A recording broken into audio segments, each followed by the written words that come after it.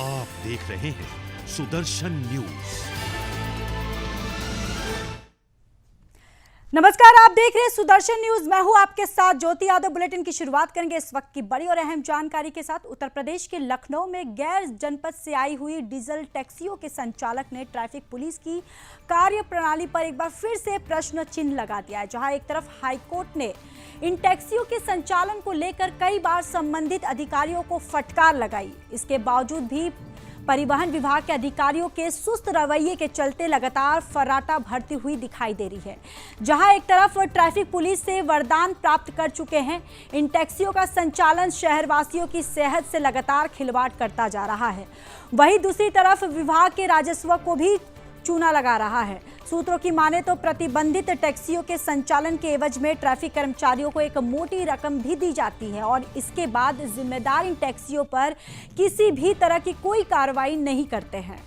साथ ही साथ आपको बताते चले कि परमिट का रूट आरटीओ से निर्धारित होता है, लेकिन पब्लिक का आरोप है कि इन टैक्सियों के संचालन का रूट संबंधित थाने और ट्रैफिक पुलिस के कर्मचारी निर्धारित करते हैं। शहर में प्रदूषण की बढ़ती हुई समस्या को देखते हुए डीजल टैक्सियों को बंद कर सीएनजी टैक्सियों के परमिट जारी किए गए। इसके बावजूद इस तरह से नियमों को ठेंगा दिखाते हुए इनका संचालन अधिकारी की मंशा पर सवाल जरूर खड़ा करता है। सूत्रों की माने तो एक सिंडिकेट इन टैक्सियों को संचालित करने का ठेका लेता है और फिर बिना किसी डर दबाव के मोटी कमाई भी की जाती है।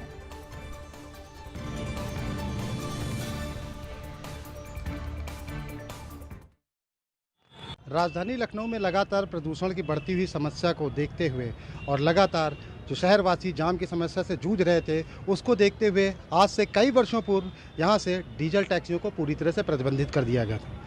आपको बता दें, मेरी वर्तमान में मौजूदगी राजधानी लखनऊ के मणियाव थाना क्षेत्र पे है और आपको बता दूं, ये मणियाव थाना क्षेत्र है जहाँ पे सूत्र बताते हैं कि प्रतिदिन यहाँ पर 200 से 250 ऐसी टैक्सियों का संचालन होता है जो गैर जनपद की हैं और डीजल टैक्सियाँ हैं। आपको बता दें, इस बाबत कई बार हाईकोर्ट भी परिवहन विभाग के अधिकारियों को कोर्ट में तलब कर चुका है और उन पर कार्रवाई करने के लिए कह चुका है। उसके बावजूद भी सूत्र बताते हैं कि यहाँ पे एक बड़ा नेक्सस एक्टिव है और जिसके चलते इस तरह की टैक्सियों का संचालन पॉसिबल हो पा रहा है। आपको बता दें, यहाँ पे जो टीएसआई हैं और जो ट्रैफिक कर्मचारी हैं, उनकी एक तरह से कहते एक सहमति है या यूं कहें कि एक मोटी रकम उनको पहुंचती है, जिसके बाद इस तरह की टैक्सियों का संचालन सुनिश्चित हो पा रहा है। फिलहाल एक बार फिर सुदर्शन न्यूज़ इस खबर को दिखाता है और क्या कुछ कार्रवाई की जाती है, ये तो अभी भी बड़ा प्रश्न बना हुआ है। कैमरामैन ललित के साथ संदीप मिश्रा, सुदर्शन न्यूज़, लखनऊ।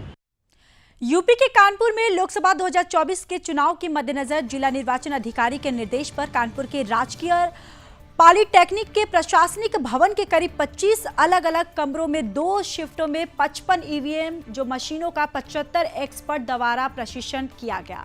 आपको बताते चले कि सहायक प्रभारी अधिकारी ईवीएम वेद प्रकाश दीक्षित ने बताया कि 55 ईवीएम मशीनें आई हैं, जिसमें 50 मशीनों से ट्रेनिंग दी गई है और अतिरिक्त 5 मशीनें ने जरूरत पड़ने पर इस्तेमाल भी की जाएगी, जिसमें पीठासीन अधिकारी और प्रथम मतदान अधिकारी इसको देखते हैं। और साथ ही उन्होंने ये भी बताया कि हर पोलिंग स्टेशन पर एक मार्क पोल की व्यवस्था की जाती है, जिसमें नोटों को मिलाकर कम से कम 50 वोट डाले जा सकते हैं। उसके बाद चुनाव से संबंधित सभी अधिकारियों के सामने यह दिखाया जाता है कि जिसने भी जितने वोट डाले और जिनको डालने हैं, ईवीएम मशीन से उतनी ही पर्चियां निकलती है और जब सभी अधिकार संतुष्ट हो जाते तो फिर सभी के हस्ताक्षर कराकर ईवीएम मशीन की संतुष्टि की जाती है। इसके बाद भी मशीन में यदि कोई गड़बड़ी पाई जाती है तो जोनल मजिस्ट्रेट और सेक्टर मजिस्ट्रेट इसको देखते हैं। ईवीएम मशीन में कंट्रोल यूनिट, बैलेट यूनिट, वीवी पैड होता है। इसमें से कुछ भी खराब होता है तो ये तीनों ही सेट बदले जाते हैं और फिर मार्क पोल करके वोटिंग की प्रक्रिया शुरू कर दी जाती है।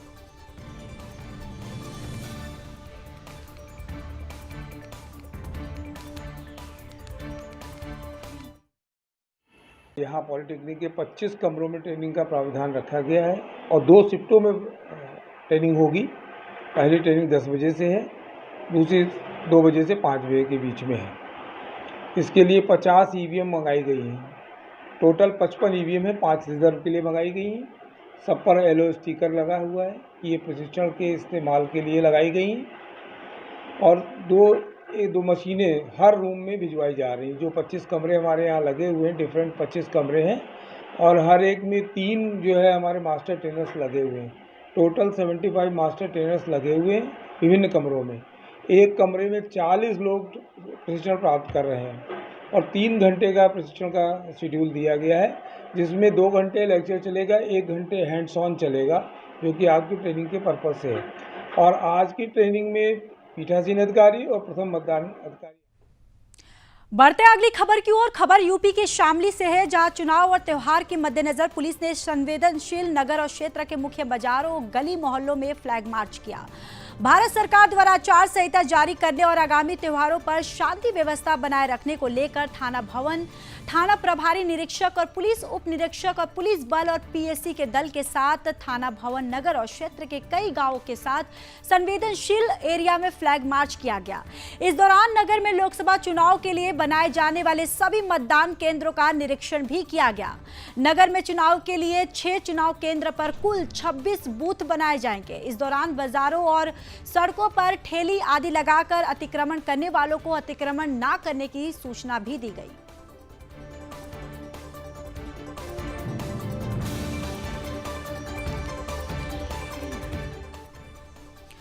यूपी के चंदौली में चुनाव से पहले शराब माफियाओं पर चंदौली पुलिस काफी बड़ी कार्रवाई करते हुए यहां पर दिखाई दे रही है। आपको बताते चले कि कार्रवाई के दौरान पुलिस को मौके पर 8.5 लाख की बड़ी खेप अवैध शराब बरामद की गई।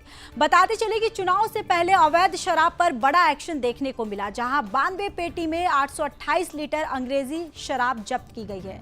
दरअसल नंबर प्लेट बदलकर अवैध शराब बरामद गैर प्रांत ले जाई जा रही थी। इस मामले में एसटीएफ टीम, स्वाट और सर्विलांस टीम और थाना कोतवाली चंदौली पुलिस की संयुक्त टीम को बड़ी सफलता हाथ लगी। अपर पुलिस महानिदेशक वाराणसी जोन पुलिस उप महानिरीक्षक वाराणसी परिक्षेत्र पुलिस अधीक्षक चंदौली में आगामी लोकसभा चुनाव 2024 को लेकर निर्वाचन आयोग द्वारा जारी दिशा निर्देश के अनुपालन में अपराधियों के विरुद्ध चलाए जा रहे अभियान के क्रम में निर्देश जारी किए गए।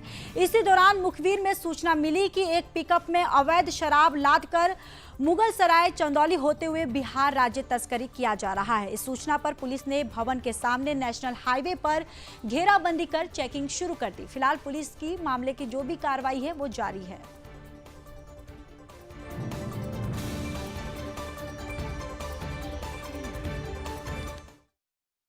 लोकसभा चुनाव के मद्देनज़र एफएसटी टीम द्वारा कोतवाली चंदौली और सर्विलांस टीम की मदद से चेकिंग के दौरान एक पिकअप वाहन को रोका गया।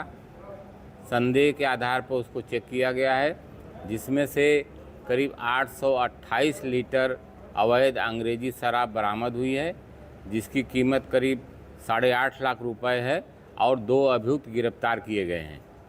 पिकअप में क्या लदा हुआ था? पिकअप में तरबूज लदा हुआ था। तरबूज के अंदर ये पेटी में शराब छिपा के रखी गई थी, जो हरियाणा से बिहार को ले जाई जा रही थी। क्या इनका कोई आपराधिक इतिहास भी रहा है? इनके आपराधिक इतिहास की और इनमें कौन लोग लिप्त हैं, इनके संबंध में विस्तृत जानकारी की जा रही है। यूपी के मुरादाबाद के थाना मझौला और सिविल लाइन थाना पुलिस द्वारा 6 लोगों को अवैध तरीके से शराब बेचने वालों को गिरफ्तार किया गया। 2024 के लोकसभा चुनाव को ध्यान में रखते हुए मुरादाबाद पुलिस सतर्क रहने के साथ ही जांच अभियान में जुटी हुई है।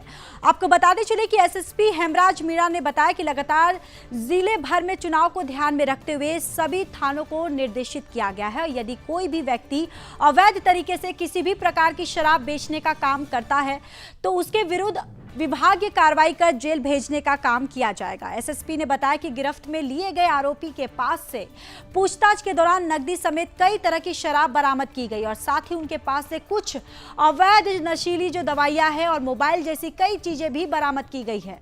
फिलहाल पुलिस ने आरोपियों को गिरफ्तार कर जेल भेज दिया है और मामले की जांच पड़ताल कर रही है।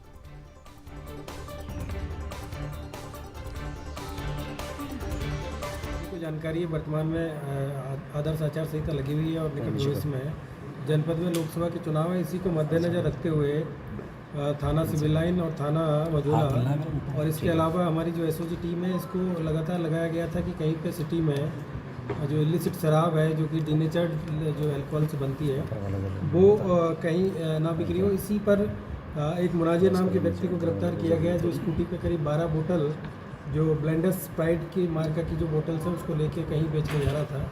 और जब उससे पूछताछ की गई तो जानकारी मिली कि वो एक रविंद्र नाम के। तो आइए सीधे आपको महाराष्ट्र के चंद्रपुर लेकर चलते हैं, जहां पर पीएम नरेंद्र मोदी क्या कुछ कह रहे हैं, सीधे आपको सुनवाते हैं। आपने एनडीए को पूर्ण बहुमत दिया, हमने देश की बड़ी बड़ी समस्याओं का स्थायी इलाज किया है। आज महाराष्ट्र ही नहीं बल्कि पूरे देश में नक्सलवाद कमजोर पड़ गया है।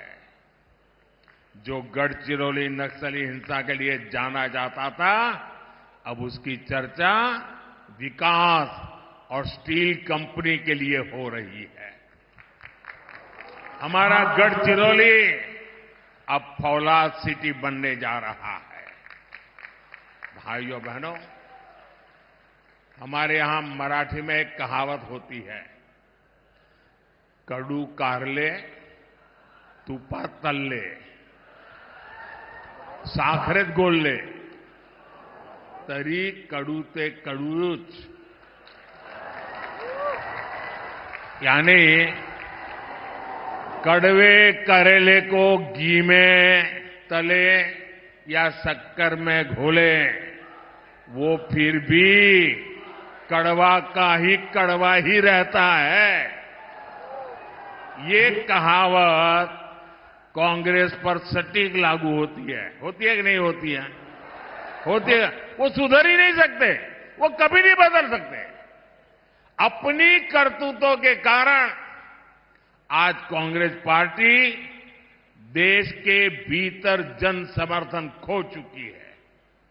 इसलिए अब कांग्रेस खुलकर बांटो और राज करो के खेल पर उतर आई है। कांग्रेस ने अपना जो घोषणा पत्र निकाला है उसमें भी मुस्लिम लीग की भाषा लिखी गई है। क्या ये आपको मंजूर है? ये देश स्वीकार करेगा?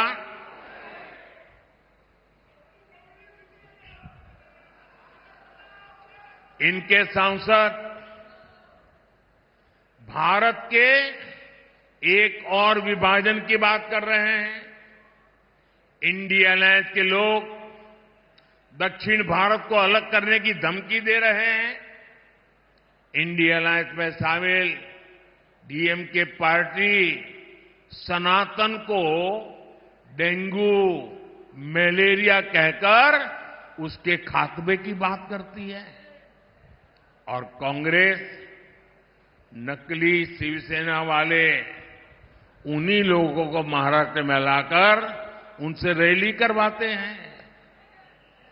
अभी 2-3 दिन पहले ही कांग्रेस के राष्ट्रीय अध्यक्ष ने एक और बयान दिया है।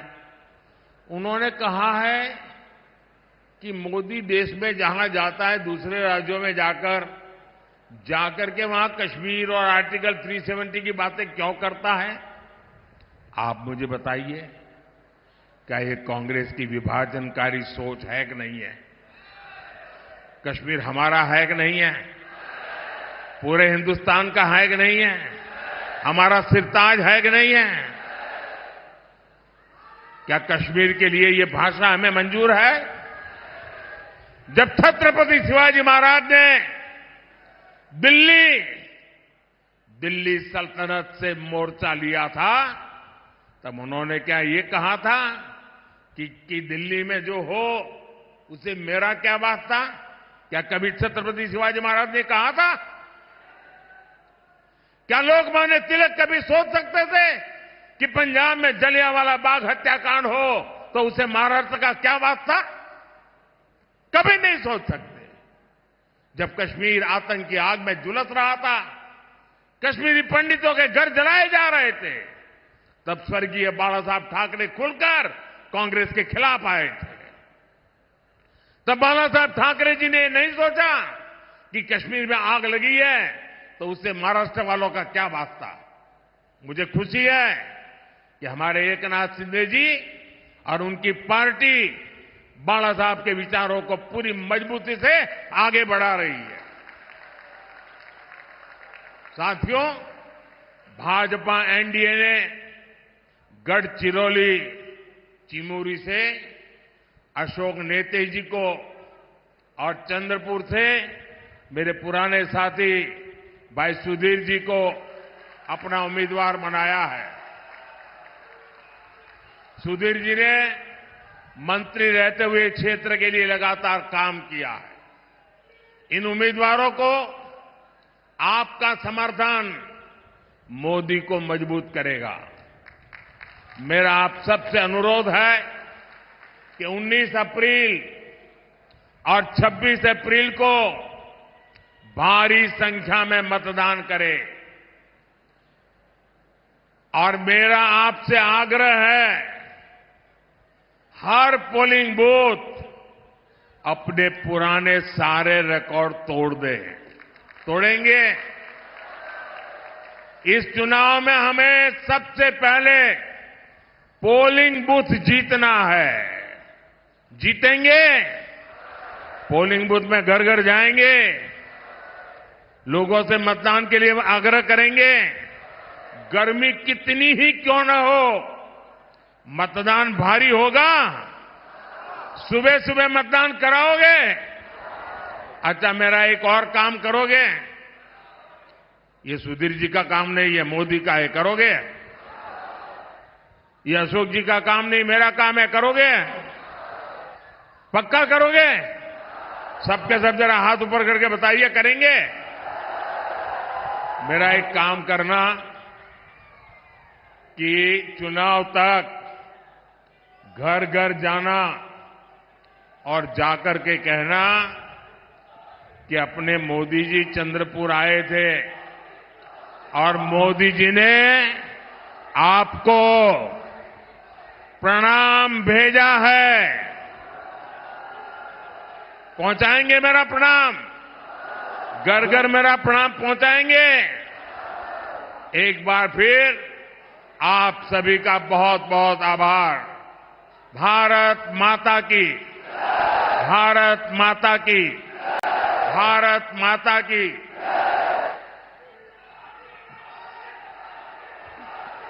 बहुत बहुत धन्यवाद आदरणीय प्रधानमंत्री जी, आपकी अनुपम गरिमामय उपस्थिति।